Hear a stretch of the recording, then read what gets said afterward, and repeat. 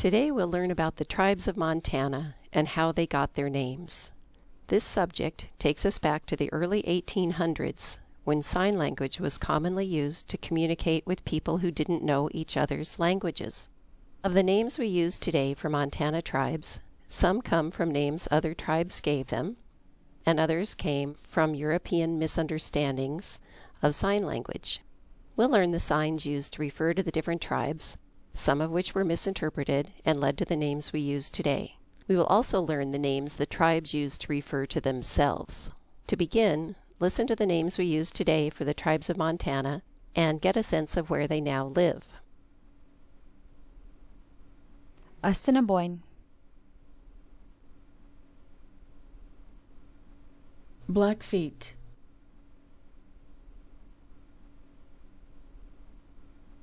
Chippewa,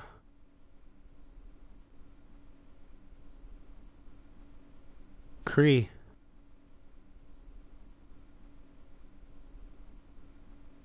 Gros,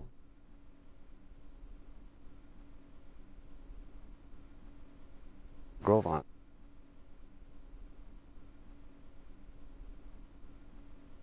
Kootenai,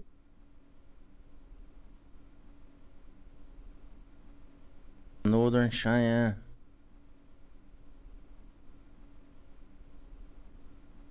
Ponderay,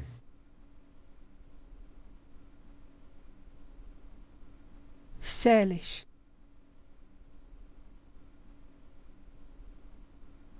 Sioux,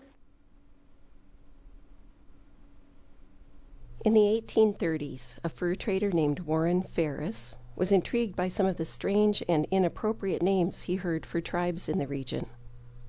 According to Ferris, many tribes had names that described some physical characteristic: flat heads, pierced noses,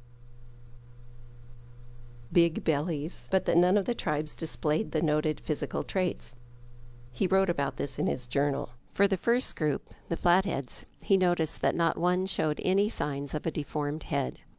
For the next group, the Nez Perce, pierced nose in French, he didn't see anyone with a pierced nose.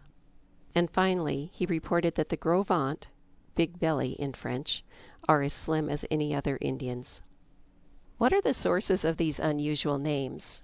We believe that many of these misnomers came about because European travelers long ago misinterpreted sign language. See, the universal language was sign language. For those who didn't speak other languages, the tribes of the Great Plains developed a way to communicate through signs. No one knows how old this language might be. How do we learn about sign language? The most important source is the people themselves. Some people still speak sign language, and many of their grandchildren understand it. I remember my grandfather, and when he would talk to us, he'd sign. I mean, it's that old Indian can't hold his hand still. And so we learned a lot of the different signs for different things, like me, you know, the simple signs. And some of the tribal signs, what they called each other, and clan signs. You know, each tribe had their own sign for themselves, and then another tribe would have a sign for them as they saw them. Another source of information comes from research done over a century ago when sign talking was a common practice. We integrate sign language information from a book by W.P. Clark, who spent time with many Indian tribes in the 1870s and 80s, learning all he could about sign language. Another source of information comes from tapes made at the 1930 Sign Language Preservation Conference held in Browning, Montana. This sign talker gathering brought together the best of the sign talkers who still lived in the area in 1930. It was easy to get confused if you were a traveler from afar because of variations in signs from one tribe to another and from one person to another. Names reflect different points of view, and they are not necessarily the same from place to place. People have names they call themselves, but other people don't usually use these names. Instead, tribes carry names given by others. These names vary depending on the relationships with neighbors. You might understand this better when you think of your own neighborhood. Maybe you have neighbors you refer to by the color of their house, the kind of car they drive, or something they do that you think is funny. Let's look at an example from a tribe that used to be part of Montana, the Northern Shoshone and Bannock people who now live at Fort Hall, Idaho. The sign commonly used for Shoshone by Plains tribes is shown by Rob Collier from the Nez Perce tribe. Shoshone. The term snake for the Shoshone is a misnomer. Ronald Snake Edmo explains this to us. In our cultures, we refer to ourselves either as the location that we come from or the type of food that we eat. Like what is known today as the Lemhi Shoshone, they call themselves a Agaduka, which means salmon eaters. And of course, the sign language that was used on the plains was a waving motion. Well, the white people thought that meant a snake, so they called us the Snake Indians. We call ourselves Nuba, or the people. Another misnomer is the name Nez Perce, people who live just west of Montana. Lewis and Clark had been told about these people and may have been the first to confuse the name. From the Shoshones on August 14, 1805, Meriwether Lewis learns of some people whom he refers to as pursed nose Indians. Lewis apparently misconstrues the gesture, the original meaning of which is unknown. W.P. Clark reports that the gesture of passing the index finger under and close to nose is the common sign for the Nez Perce. But he also mentions that the Blackfeet sometimes make the sign for powder, because the people we know as Nez Perce used a bluish-black paint to paint themselves. Blackfeet speakers still refer to the Nez Perce as the Blue Mud people. The Blackfeet people, they called us the blue powder or blue mud people, because that was what we painted our faces with, was a blue paint made from a blue powder or blue mud. Nez Perce people say they never pierce their noses. They call themselves Nimipu. Nimipu means, that's what we call ourselves, Nez Perce. It means we the people. So you can better understand how sign language can be misinterpreted. You'll be watching the signs for tribes of Montana and writing down what you think they mean. We're not going to tell you which tribe is which the first time through. You're going to want to take out a pencil and paper and number your page from 1 to 13, since you'll be guessing the meaning of 13 signs. There are no wrong answers. Just use your imagination and have fun. You'll have 10 seconds to complete your guess before the next sign appears. We'll show you the signs again afterward when we discover how the tribes of Montana got their names, many of which were misunderstandings of the signs. Using your pencil and paper, watch the signs and write down what you think they mean. You might not have heard the name before, so just write down what you think the sign shows, following the gesture made by Rob Collier. Sign number 1. What do you think this sign means?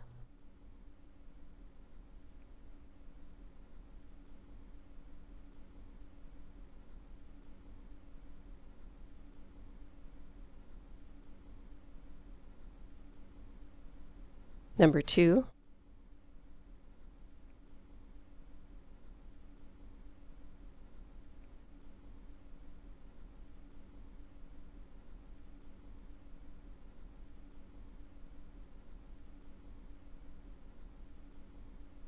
Number 3.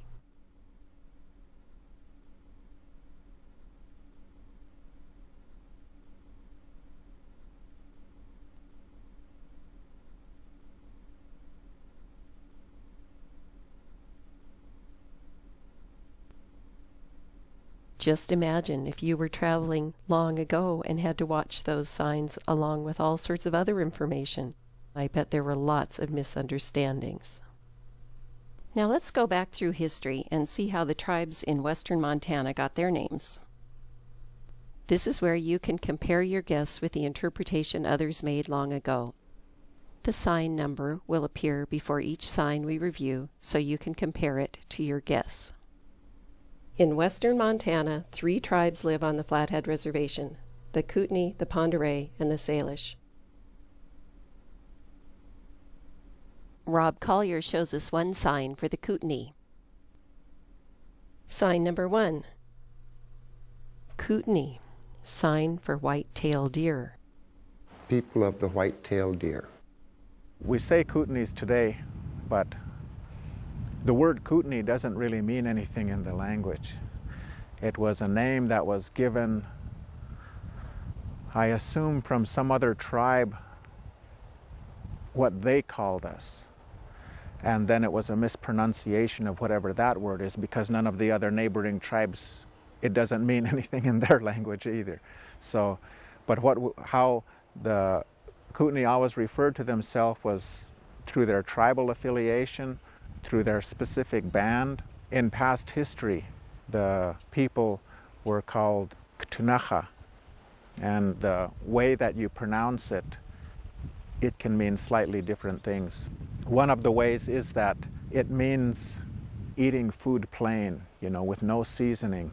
The other translation of it, let's say we went into battle with our enemies, and one of us shot an arrow into one of our enemies and killed them. Somebody would go over there and pull the arrow back out and lick the blood off of the arrow. That's Ktunaxa. There are 7 bands of Kootenays. The band that lived in the area that's referred to today as Montana is the Ksanka band. The band Ksanka is a standing arrow. The Pend d'Oreille are also based on the Flathead Reservation in their original homeland. This is the Upper Pend d'Oreille. The Lower Pend d'Oreille, or the Kalispel tribe, live in eastern Washington on the Pend d'Oreille River. This name is a French term for earrings, probably derived from sign language. Number 2, Pend d'Oreille. The sign indicates ear pendant. Pend d'Oreille. When they first white man came to this area, there was a lot of the Indian men that wore an earring or earrings, and they used the shells, the abalone shells, and the different kinds of shells for decoration. And I was only imagining that the first Frenchman that came through the area seen that protrusion coming from an ear, and so they call it Pend d'Oreille. The proper name for Pend d'Oreille, the name by which they call themselves, is Kalispe. The Pend d'Oreilles called themselves Kalispe, and that became mispronounced into Kalispel. The Salish are the third group that makes up the people of the Flathead Reservation. Salish, a term used to designate Salish-speaking tribes. Rob Collier shows us the sign used for the Salish. Number 3. Salish. Sign indicates head flat on sides.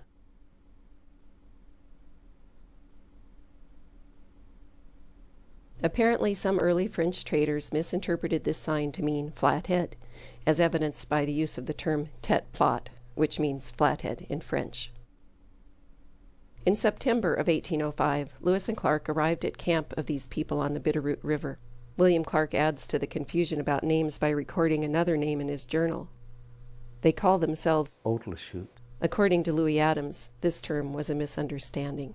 Not only was the Flathead a misnomer, so was Otleshoot. When the Indians, our people, met Lewis and Clark's band, and due to the communication they had to use sign language, well, one of their people must have told Three Eagles just like that, where are you people from? Where do you live?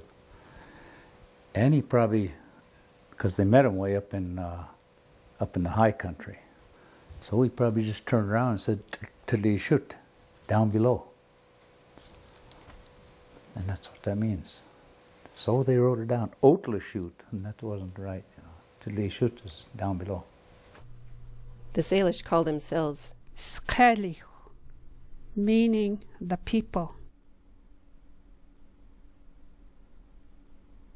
Let's review. In western Montana, 3 tribes live on the Flathead Reservation: the Kootenai, the Pend d'Oreille, and the Salish. The Salish are also known as Flatheads, although that's a misnomer, as we've discussed. The Kootenai call themselves Ktunaxa. The band that lived in the area that's referred to today as Montana is the Xanka band. and the Ponderay call themselves Kalispe. The Salish call themselves Skellig, meaning the people. Now let's head east of the Continental Divide. In Montana, there are 6 reservations on the east side of the divide. The Blackfeet Reservation, Rocky Boy, Fort Belknap, Fort Peck, Crow, and Northern Cheyenne. Number 4. What do you think this sign means?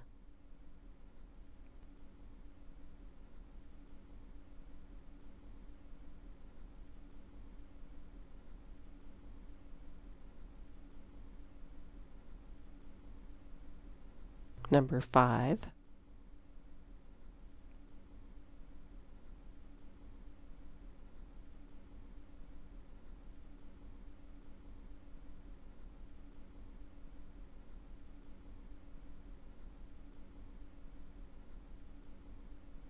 Number 6.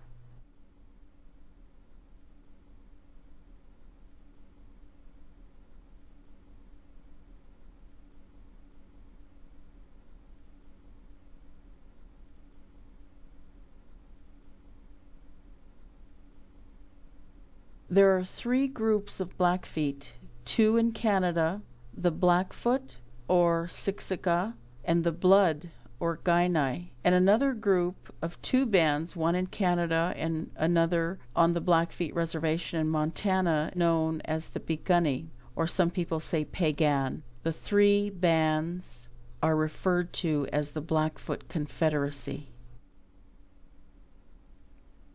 Number 4. Blackfoot. The sign indicates black moccasins. Blackfoot. Number 5.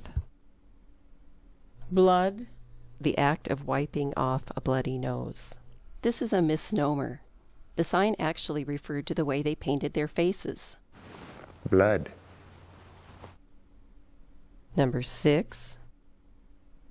Pagan or Piikani in our language. The sign represents rubbing cheek with rawhide spot in a robe. The Blackfeet people, or the Piikani as they're known in their language, or the spotted robes. No one knows for sure why this large tribe got the name Blackfeet. Some say that another group observed them walking across some scorched earth that had turned their moccasins black, and that's how they got their name. The name Blackfeet is a name that was given to us by the federal government. It's a federal distinction that we use, but we call ourselves Nitsitapi, the real people. Let's review. The Pagan Blackfeet, or Piikani, live on the Blackfeet Reservation. They call themselves Nitsitapi, the real people. What do you think this sign means? Number 7.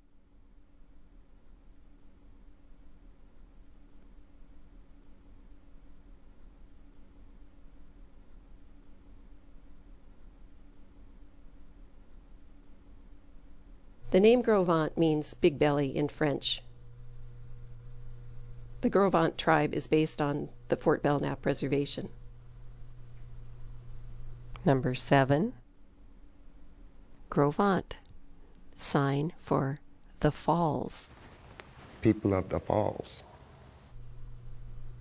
To explain the origins of the name Gros tribal representative Daryl Martin suggests it is a misnomer. This misinterpretation of the falls people.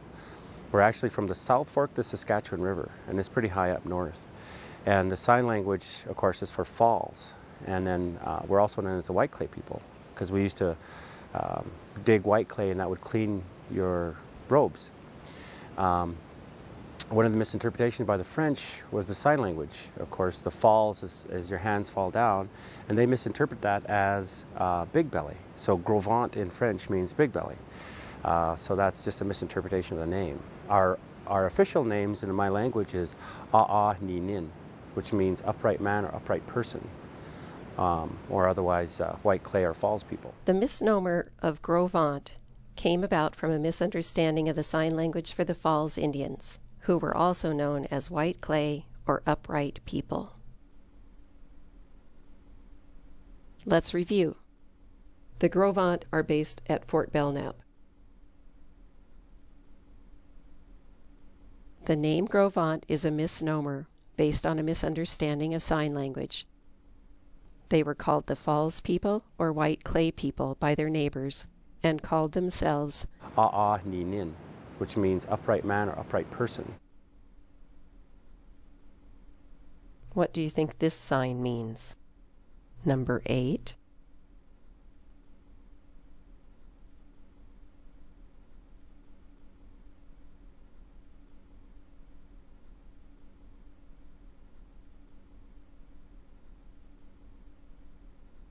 The Assiniboine people of Montana are split between two reservations, Fort Belknap and Fort Peck.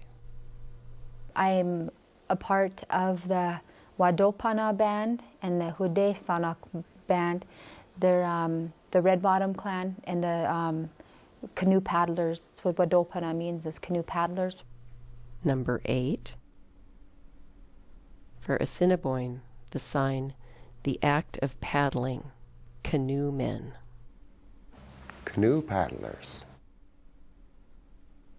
The French gave the word Assiniboines to Assiniboines, but the Ojibwe called us cooks with stone.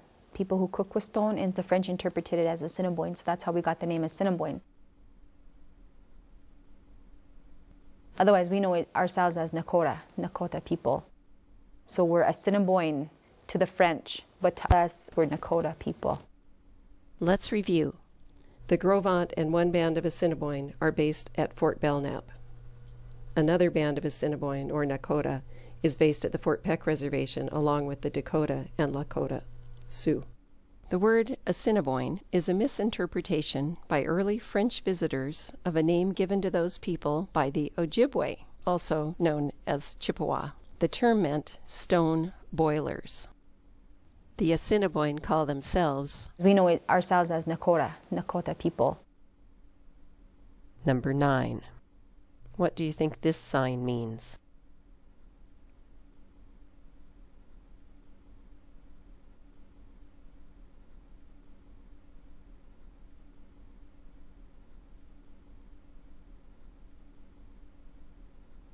The Great Sioux Nation includes the various groups of the Lakota, Nakota, and Dakota. Most people from these tribes live in South Dakota and some in North Dakota, as well as Montana. Lands were reserved for Sioux people in Montana on the Fort Peck Reservation. The name Sioux, meaning snake, was created by early French-Canadian traders who abbreviated the name by which another tribe referred to the Dakota.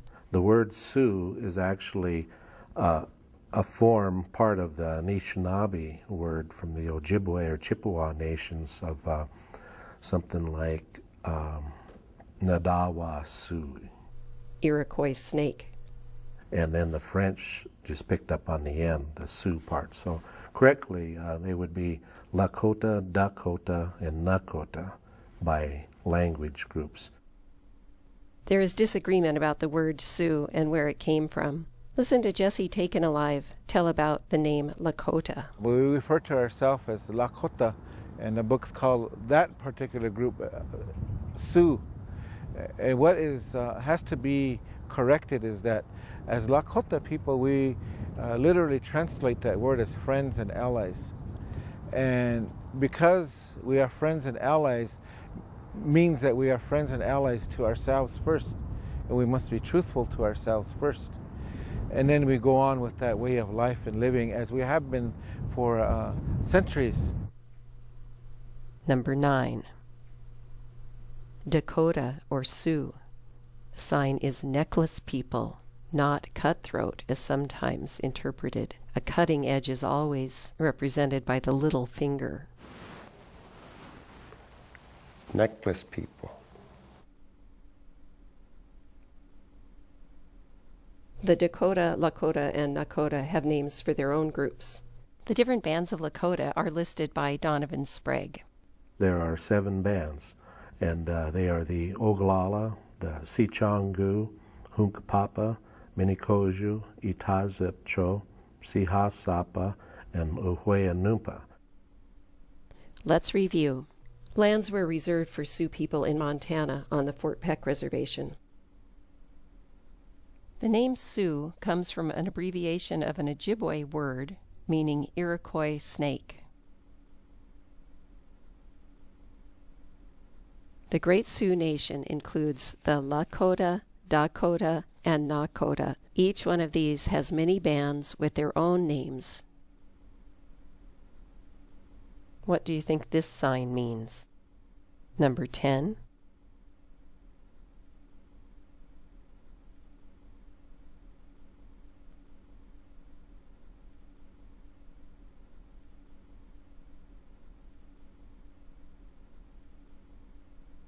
The Crow Reservation is home to the Crow. Crow is thought to be a faulty translation of their name for themselves. Apsaloga. In the language of our sister tribe, the Hidatsa, Apsaloge means children of the large-beaked bird. Other tribes would imitate a bird in flight when referring to the Apsaloga in sign language. Number 10. Crow. Apsaloga. Sign represents beating of wings. Children of the large-beaked bird. The whites interpreted this as the Crow, and thus called them Crow Indians. The Crow are divided into 2 bands. River Crow, Bineza Pela, Mountain Crow, Awahamelechbaga. Let's review. The Crow Reservation is home to the Apsaloga, also known as Crow. The name Crow is a misinterpretation of sign language for a Hidatsa word that means children of the large-beaked bird. The Crow called themselves Apsaloga. What do you think this sign means? Number 11.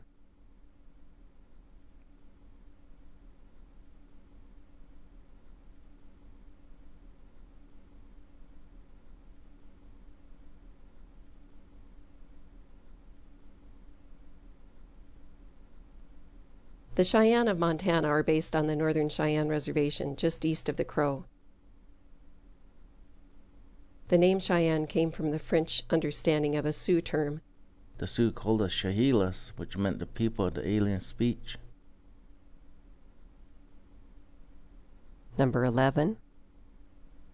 Cheyenne. The sign means striped arrow feather. Striped arrow feather. We call ourselves Tista, which means the people. Let's review. The Northern Cheyenne are based on a reservation just east of the Crow.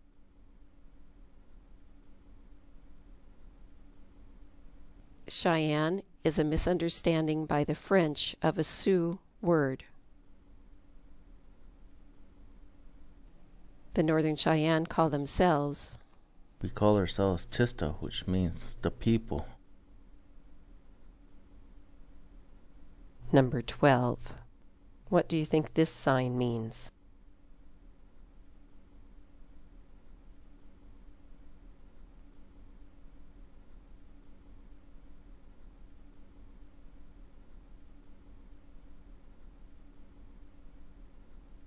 Number 13. What do you think this sign means?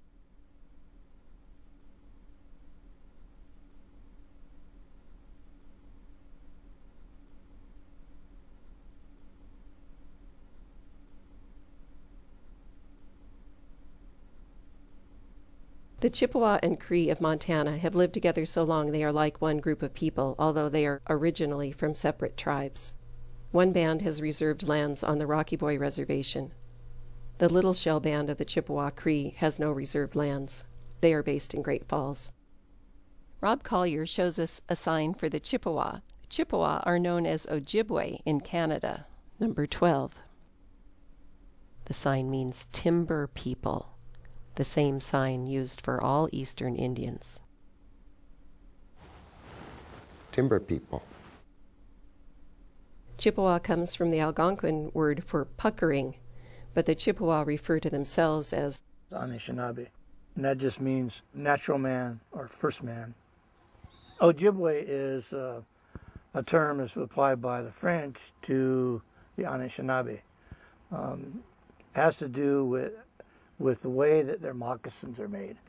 It has the word can be interpreted as puckered, and so they make the seams around their moccasins and they're puckered in that way, and so they've been called. It was Ojibwe, and became Ojibwe, which became Ojibwe, which became Chippewa, and Chippewa people, the Little Shell Chippewa tribe, they're Chippewa, but they're Ojibwe, but they're Anishinaabe, which is the term that the people call themselves, is Anishinaabe, and that just means natural man or first man.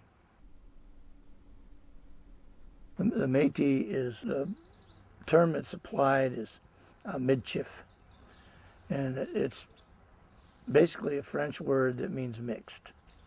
And the Métis is historically for 300 years it's a culture that has developed over a period of time between the French and Scottish and Irish fur traders, the voyageurs, and the native women, mostly Chippewa and largely Cree as well. Rob Collier shows us a sign for the Cree, number 13. Cree, the sign means rabbit men. Rabbit people. The Plains Cree call themselves Nehinawag, which translates to those who speak the same language. Let's review. The Chippewa and Cree live on the Rocky Boy Reservation. The Little Shell Band of the Chippewa Cree has no reserved lands. Neighboring groups on the plains called the Chippewa timber people. The Cree are known by some of their neighbors as rabbit men. The Chippewa call themselves Anishinaabe, and that just means natural man or first man. The Plains Cree call themselves Nehinawag, which translates to those who speak the same language. I bet you would like to see those signs again. Stand up, make sure you have room to spread your arms, and see if you can learn these signs by following along. Kootenai, sign for white-tailed deer. Ponderay, the sign indicates ear pendant. Salish, sign indicates head flat on sides.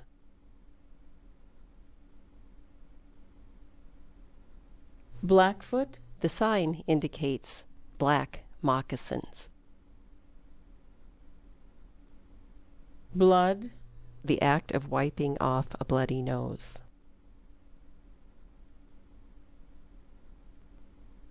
Pagan, or Bigunni in our language. The sign represents rubbing cheek with rawhide spot in a robe.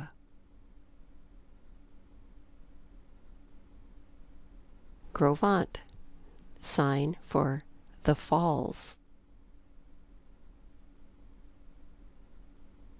For Assiniboine, the sign, the act of paddling.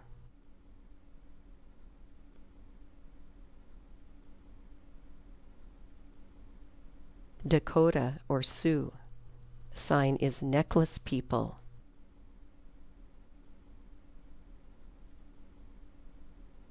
Crow, Apsaloga. Sign represents beating of wings. Cheyenne, the sign means striped arrow feather.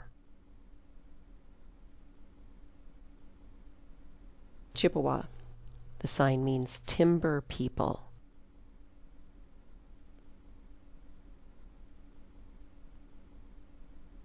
Cree. The sign means rabbit men.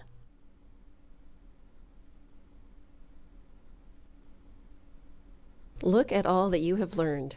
You know all the tribes of Montana and where they live. You know the names they call themselves and what others call them. You know which ones are misnomers and how they came to be used. And you know the signs for each of these tribes. Now go practice with each other.